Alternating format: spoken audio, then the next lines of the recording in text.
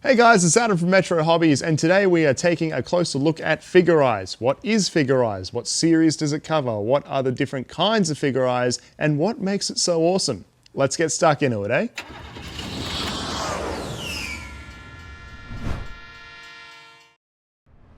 Alright guys, so let's get started with the, standard, that is FigureRise Standard. So FigureRise itself is done by my favorite model kit company, Bandai. They do some awesome kits, very high quality stuff, so let's check it out. You can see they sort of stick with a more humanoid sort of range in the FigureRise Standard line. They cover a lot of different series of Japanese anime and just Japanese live action TV shows.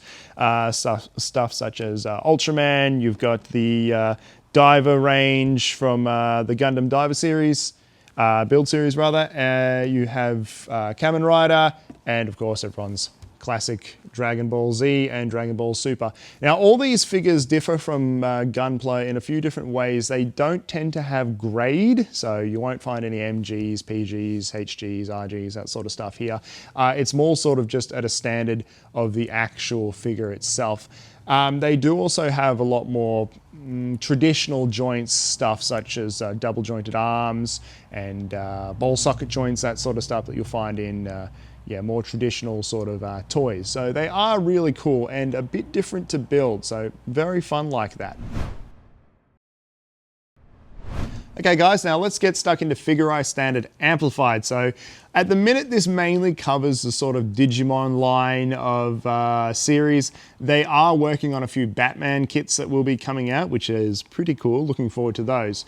But FigureRise Standard Amplified pretty much covers kits that do sort of adhere to their traditional look you'll see in the TV shows, but they are, whether slimmed up or made a bit more kit-friendly, slight redesigns here and there that make it a bit more easy to put a kit together or have a better silhouette on your shelf, that sort of thing.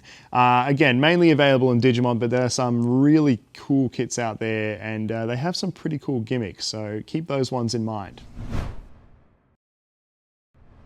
So next up we have FigureRise Mechanics. FigureRise Mechanics is a little bit different, sort of goes off the idea of mechanical creatures and some vehicles. And the idea with these is the main gimmick being that you can use clear colored paths to sort of see through into the inner workings of those sort of mascots. You have characters such as the Haru range from Gundam, Doraemon of course, and things such as Dr. Slump and the like. They are quite different, always based on that sort of mascot, cutesy sort of thing, but there are some pretty cool vehicles they do in this range as well. Very cool, very unique stuff.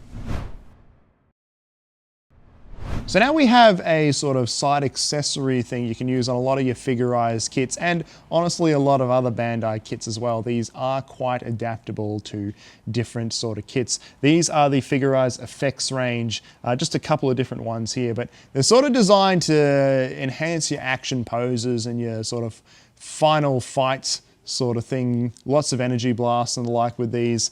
They are really good to set up a diorama on the shelf and that sort of thing, and very easy to construct. Just a good way to add a bit more to your kits.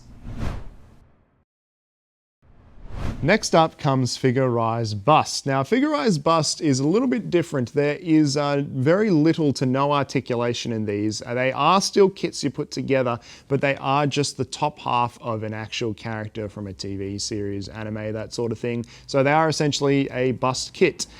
This covers stuff from the Gundam range, Evangelion, and something like Macross, that sort of stuff. They are pretty cool, very detailed, and they use a few different techniques, stuff like multicolored colored plastic injection. The Gundam kits are pretty cool because you can actually combine them with Action Base 1 to be specific and have that character with the mobile suit they pilot on the same stand. So that is pretty cool stuff.